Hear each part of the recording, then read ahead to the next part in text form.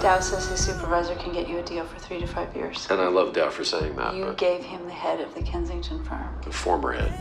And if Al and I can give him Margot. You can't. Listen to me. The only reason that I'm in here is so that you and I can be together when I get out. That's the plan. I do the time, become a good guy. You are a good guy. But if you go after Margot, she'll go after you. And I promise you, I will break myself out of here if I have to keep that from happening. Could you really do that?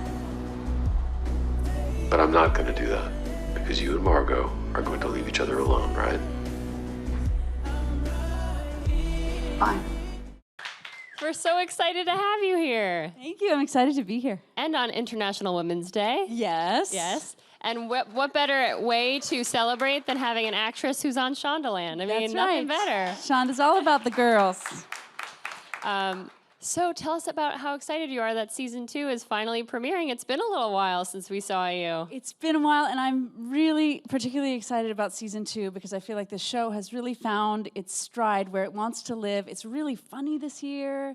It runs right up like borderline farce at some points, and big love stories, and it's sweet. You know, we're still a drama, but we're a rom-com. Mm-hmm. Yeah, I was gonna say, I love a good rom-com, don't we all? How did they kind of tweak the show a little bit for season 2? Season 1 was so fun and beautiful characters, cool storylines, a lot of love interests, a lot of drama. So what can we expect with season 2? Will it feel different or the same? Yeah, it'll feel very different. The first season, we had the obligation of this betrayal, right? So that brought in a lot of the drama. But at the end of season 1, Ben makes the ultimate sacrifice. Season 2, we come back. They're in love. They're together. So a lot of that drama we got to take off of our plate, and it gave us room to lean into the comedy, to lean into the love story. We also, last season, we did a procedural case of the week, and this season, Alan Heinberg really just wanted to see our main characters thrown together in crazy situations. So that case of the week went away, and the cases that Alice is working on have to do with the main characters. She and Margot get tangled up. There's a new character that T.R. Knight plays of Alice's brother, and he brings a world of trouble with him. Amazing. Yeah. So what has it been like for you to play a leading lady on TGIT? It's a very hot night on television, Thursday nights on ABC. Yeah, it's been funny. It's been great. You know, I've had a lot of scrappy roles in my past, and I enjoy stomping around in the mud. But getting to play dress up and wear heels and be a love story girl has been very, very fun. Cool. And how did you go about after The Killing, which everyone, if you haven't seen The Killing, it's one of my favorite shows and I miss it. But how did you go about picking a role after the role of Sara that would kind of, that you can explore something different and something that might challenge you a little bit? Well, in season 4 of The Killing, I was pregnant with my son for the entire shooting of that season. So I took some time off and had that baby and regrouped, and then kind of gently started reading things, and I always like to mix it up and do something completely different. So when this script landed in my lap, I thought, well, that would be a departure from Sara, and it seemed great. And it shoots in Los Angeles and highlights that wonderful city where I live. And anyway, the pieces all came together. Yeah. What's your favorite part about playing Alice Vaughan? She's a very dynamic character, for sure. Yes, I think that is my favorite part. Alan Heinberg said, we don't want Alice to be any less dynamic than you are yourself. So I'm going to try to bring in as many different aspects of you as I can. And she and I are definitely different, but the fact that she gets to be a toughie and a girlfriend and stubborn and beautiful, all of these different qualities that she has, makes her really fun to play. And it must be fun to wear all those, like you said, beautiful gorgeous clothes, right? Luckily, the incredible Peggy Schnitzer is our wardrobe designer, and she has an incredible eye. And we all felt that when we styled the show in this kind of James Bond, Crown Affair way, that we should make a nod to the 60s. She's constantly pulling these pieces that are contemporary pieces, but that have aspects of that era, and I think it's a beautiful time period. Yeah.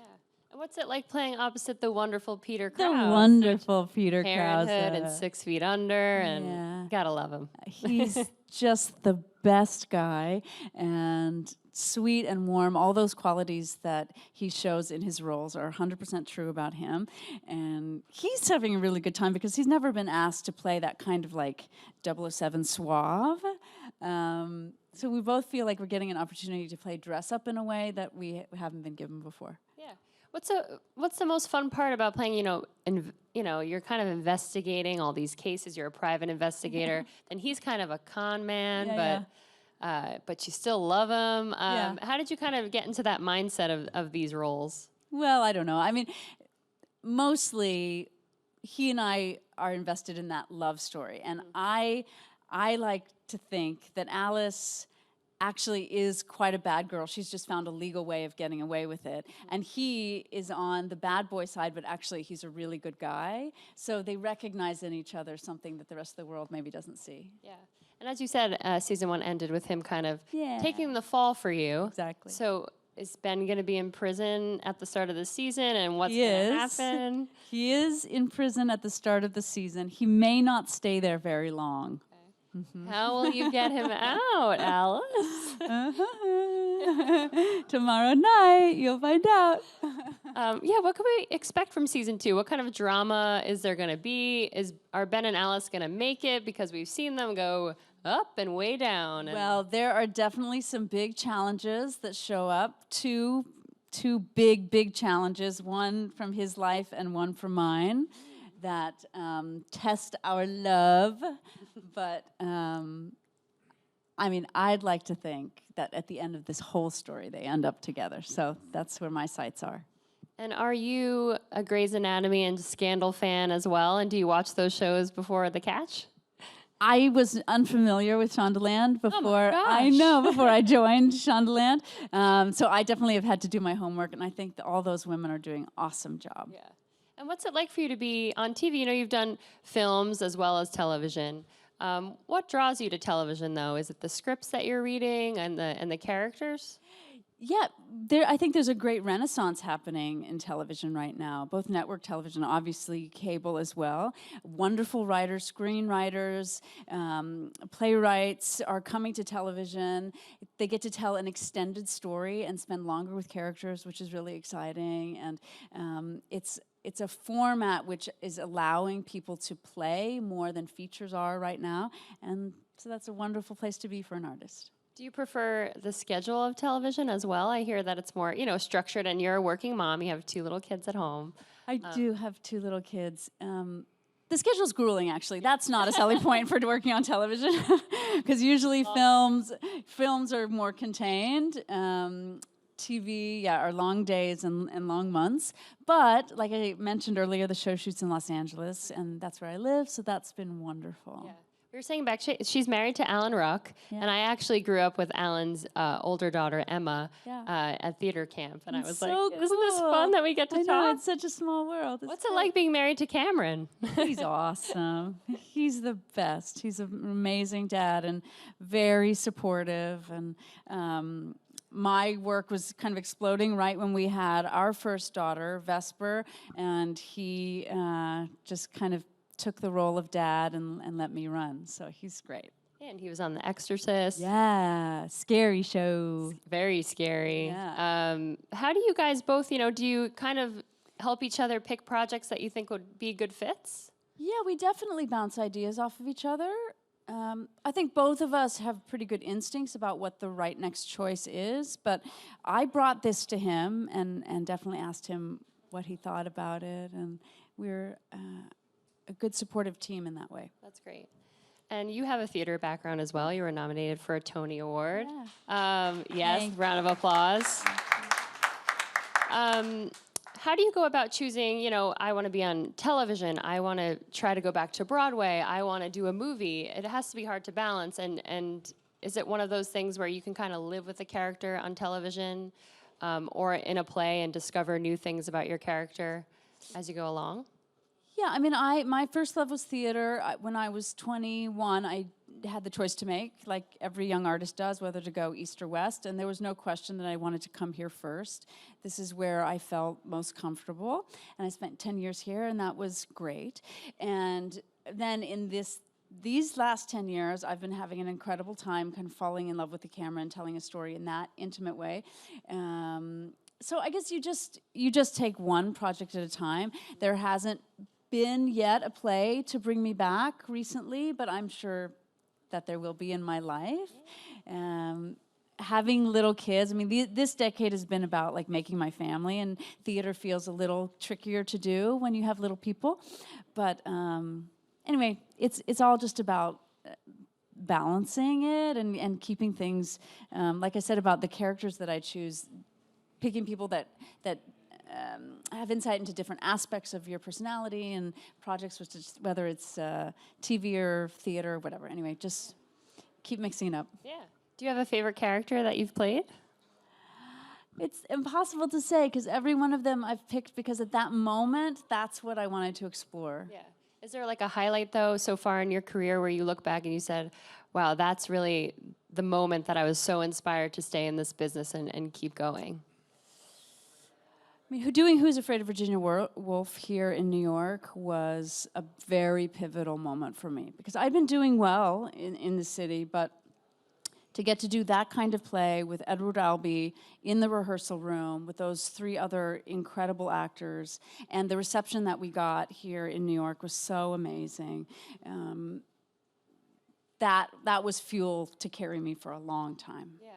And what have you kind of taken from that experience and brought to your television career? Because it's been very successful so far, and The Catch is an exciting new show. Well, it's been on for 1 season, but where have you taken that experience and brought it to this role? And have you shared any of your insight with actors on the show or new actors on the show? No, I mean, the other actors on the show don't need any insight from me. They're awesome. I think the thing that's true, no matter whether you're working on stage or TV or film, comedy or drama or whatever the genre is, it all starts in the exact same way. A group of people show up with a script in their hand, and on that day, they're working on whatever the part of the story is, and you're just trying to make the best story that you can. So it can be in a basement here in New York, or it can be a $200,000 movie, you know, being shot wherever. You're still just a couple of people with some words trying to make a good story, and as long as you keep boiling it down to that kind of simplicity, that's where the best work happens. Yeah. And are there any shows on television now that you can't get enough of or that you're a fan of? Because there's so much content. There's so much content, and because I have 2 little people, I have to admit, like, my days are full of, like, Puffin Rock and Troll Hunters, which actually is a fantastic show. Awesome. My daughter is crazy for Troll Hunters. Yeah, so once they go to bed, I haven't been turning the TV on much because I feel like I've already gotten my kind of TV fix. It just happens to be little kids stuff. Yeah, what are the best little kid shows out there? Does anybody know? But I mean, the films this year that came out for little kids are very sophisticated themes. You look at Zootopia and Trolls and Moana. I mean, that rock star girl who is like out there making brave choices that aren't about love, that are just about like defending her family. There's wonderful content for kids right now. Oh yeah, and Zootopia won the Oscar, which is it was probably the most socially relevant film this whole entire year. My little 6-year-old, we had probably seen the film 20 times, and then she said to me, "But Mama, what's Zootopia about?" And so then we had a conversation about profiling. And I sat there, and in the words that a 6-year-old can understand, I explained the dangers of profiling and how that alienates people and how it's dangerous and we must defend, you know. And it was like, this is the first moment where these ideas are being presented to her, and it came from that movie. Yeah, because that's the thing, when there's so much content out there, the content becomes even better. Yes. Not just for adults, but for children as well. Yeah. And Moana with Lin-Manuel Miranda, can't get enough of that guy. Fantastic, I know, great. Do your kids know at all that you are famous, per se, or an actress? They know I'm an actress. Yes. Totally. I don't know that they understand the idea of what it means to be famous. They know that their mommy does something that she loves. and that I get to be a storyteller. And they come visit me on the set. They know that Crafty is really awesome. There's candy there. And my little daughter wants to be a director, she says. Yeah. 6 years old? 6 years old. And in fact, it was really cool. She came to the set one day, and it was a woman director, and she went up to her and she said, "Now, are you an actor too, or just a director?" She said, "Just a director." And she was like, "Cool, because that's what I want to do." Oh my God. Yeah, it was really awesome. Would you be excited to have your kids kind of be in the business, or is it one that, you know? I would be excited for my kids to do whatever it is their heart's desire. My main goal, I just want them to know that just because their mother and father are in this business, there are many wonderful ways you can spend your life. So I want them to explore options, but then whatever their passion is, then that's what they should do. Well, that's wonderful. I can't believe she's like, I want to be a director. I know, it's really cool. She has this rabbit named Bunny, who is my third child. He's like an extension of her since she was 6 months old.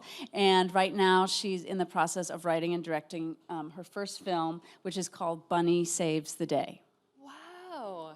We're getting little lenses for our iPhones, and we're creating shot lists, and she's in it. That is incredible. I want to see that on Netflix. Yeah. That's what we need. Yeah. Do you find that people are kind of rediscovering, say, a show like The Killing or a movie like If I Stay on Netflix? And is it weird to kind of see that resurgence? It's been so wonderful with The Killing that it's had this whole kind of second life.